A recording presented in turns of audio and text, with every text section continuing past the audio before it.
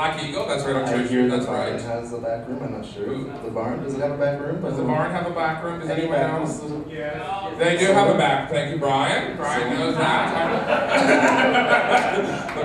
So it's Goodhandy, Wicked, the barn, the Eagle. Now, do you think this is growing? Is it going to be a growing trend that more people or more clubs are going to have? I think a lot of people are still afraid, thinking it's still illegal. I don't know how many people come into our club and they go, "Aren't you worried about being busted?" Do you know what I mean? I don't get that yet, because no, we're not worried about being busted because we're not doing anything that's against the law. But people find it shocking that you can actually watch people having sex, or you can actually have sex in a club, as long as you're aware that that club that's what it's about. So in other words, you don't have somebody wandering in accidentally going, "Oh, I saw," like Todd said, "I saw nudity and I'm shocked by it."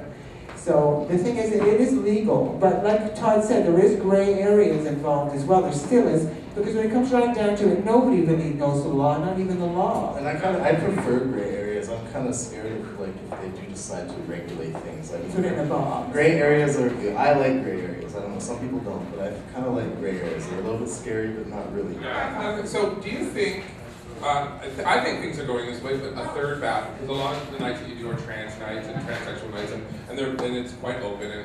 But do you think that eventually the third bathroom, like, so it won't just be male, female? Do you think a third bathroom will be? I've never heard of anyone wanting a third bathroom. It's sort of non-gender specific. That's the word. Oh, no, I think that would make it worse. I would make it worse, especially in the general public. If you have bathrooms that are meant for transsexual people, they would feel uncomfortable. Right. I think that's a little bit overkill. I mean, I think it should just be people should just go to whatever. Any bathroom they want, and I think so too. But then you got to remember the mainstream wouldn't be comfortable, like because there's kids and stuff like that, which is fine. That's understandable. They always bring in the Our kids. club, we have a bathroom that has urinals, and we have a bathroom that doesn't. They're not male or female, they're just bathrooms. And people, that's always one of the biggest questions: which bathroom should I use? Well, what are you comfortable sitting or standing? You can use either one. Use wherever you want, just don't pee up against the wall. Okay? Which is, there you go. Because it's getting to the point, if it gets to the point ever, because I've seen it on the news before about people complaining because transgender women want to use female bathrooms. And this one woman in particular, and they're interviewing her, and I'm thinking, where the fuck did they dig this woman up from? She's standing there going, "What do you think about transgender?" "Well, I don't think we should be allowed to use our bathrooms because we're entitled to our privacy." And I'm thinking, what is she doing in there? That she needs privacy. It's like, I'm not going into the bathroom to look at your snatch, darling, okay? I'm going into the bathroom to use it, and then I'm leaving. I'm not in there to, get to know people. And so I find that very shocking. And also, I still get people to ask me what bathroom I use, and I'm going, what bathroom would you use? It's like, what? Could you see me standing at a urinal? I mean, could you see that? People would have a heart attack. Let me ask you two more quick questions. I know, I feel you. Oh, yes. Okay, let me ask you two more questions. So you have an event coming up on Friday, January 23rd at Goodhandy. Do you want to just give us a little bit of a plug about what that's all about?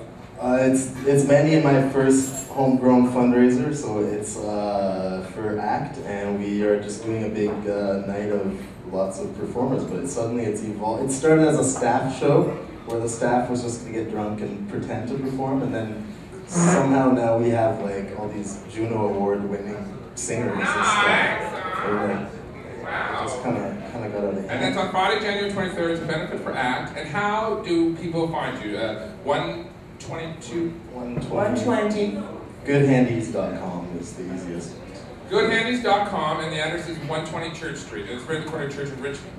Is that correct? Yes, that's right. I've been there, I know. All right, ladies and gentlemen, please put a big round of applause out for Todd Klinck and Mandy Goodhandy.